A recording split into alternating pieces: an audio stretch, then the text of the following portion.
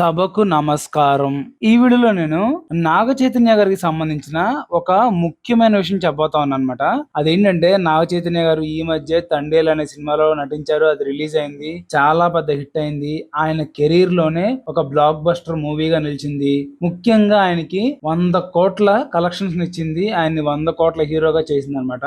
ఆ సినిమాలో ఆయన పర్ఫార్మెన్స్ చాలా బాగుంది. సినిమా కూడా పెద్ద హిట్ అవడంతో ఆయనకు కూడా చాలా పెద్ద క్రేజ్ వచ్చిందన్నమాట. ఇప్పుడు అందరి దృష్టి ఆయన నెక్స్ట్ సినిమా మీద పడింది అనమాట. నెక్స్ట్ సినిమా ఆయన ఎవరితో చేయబోతున్నారు ఏంటి అనేది. నెక్స్ట్ సినిమా అనేది ఇంకా ఫైనలైజ్ అవ్వలేదు. కాకపోతే మన పాన్ ఇండియా డైరెక్టర్ రాజమౌళి గారు నాగ చైతన్య గారితో ఒక సినిమా చేయాలని చెప్పి అనుకుంటా ఉన్నారంట. దానికోసం ఆయన నాగ చైతన్య గారి చుట్టూ తిరుగుతున్నారని చెప్పి కథ చెప్పడం కోసం తెలుస్తూ ఉంది. నాగార్జున గారు కూడా నాగ చైతన్య గారితో ఒకసారి వినొచ్చు కదా, కథ చెప్తానన్నారు కదా, నెక్స్ట్ మహేష్ తర్వాత నీతోనే అంటున్నారు చూడు అని చెప్పి అన్నారంట.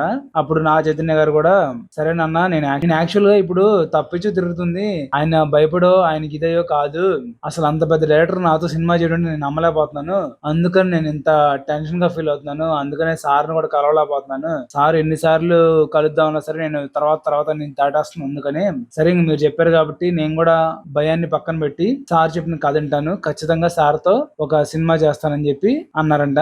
నిజంగా నాగ చైతన్య గారు గనక రాజమౌళి గారితో సినిమా చేస్తే నాగ చైతన్య గారి కెరీర్ ఎక్కడికో వెళ్ళిపోయింది. ఆయనలో ఉన్న పొటెన్షియాలిటీని అందరికి చాలా బాగా చూపించేది రాజమౌళి గారు ఒక్కళ్ళే అనమాట.